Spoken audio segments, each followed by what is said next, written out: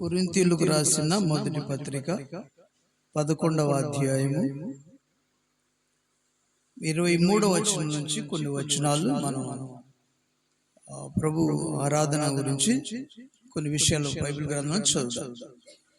నేను మీకు అప్పగించిన దానిని ప్రభు వలన పొందితిని. ప్రభు అయిన యేసు తాను అప్పగింపబడిన రాత్రి ఒక రొట్టెను ఎత్తుకొని కృతజ్ఞతాస్తుతులు చెల్లించి దానిని విరిచి, ఇది మీ కొరకైన నా శరీరము, నన్ను జ్ఞాపకం చేసుకున్నటకై దీనిని చేయడని చెప్పాను.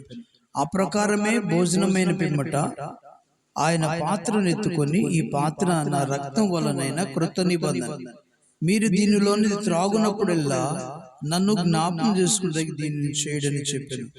మీరు ఈ రొట్టెని తిని ఈ పాత్రలోనిది త్రాగునప్పుడల్లా ప్రభు వచ్చు వరకు ఆయన మరణమును ప్రచురించుదురు. కాబట్టి ఎవడు అయోగ్యముగా ప్రభు యొక్క రొట్టెను తినునో లేక ఆ పాత్రలోని త్రాగునో వాడు ప్రభు యొక్క శరీరమును గురించి రక్తమును గురించి అపరాధి అగును. కాబట్టి ప్రతి మనుష్యుడు తను తాను పరీక్షించుకొనవలెను.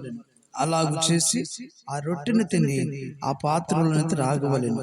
ప్రభు శరీరమని వివేచింపక తిని త్రాగువాడు తనకు శిక్షావిధి కలుగుటకే తిని త్రాగుచున్నాడు. ఇందువలననే మీలో అనేకులు బలహీనులను రోగులునై ఉన్నారు, చాలా మంది నిద్రించుచున్నారు. అయితే మనలను మనమే విమర్శించుకుని తీర్పు పొందకపోదుము. మనము తీర్పు పొందిన లోకముతో పాటు మనకు శిక్షావిధి కలుగుకున్నట్లు ప్రభు చేత శిక్షింపబడుచున్నాం. కాబట్టి నా సహోదరులారా, భోజనము చేయుటకు మీరు కూడి వచ్చినప్పుడు ఒకరినొకడు కనిపెట్టుకొని ఉండుడి. మీరు కూడి వచ్చుట శిక్షావిధికి కారణం కాకున్నట్లు ఎవడైనా ఆకలి కొనిలా తన ఇంటనే భోజనం చేయవలెను. దేవుడి మాటలు మన వినికిడిలో దీవించును గాక. చెప్పండి ఆమేన్.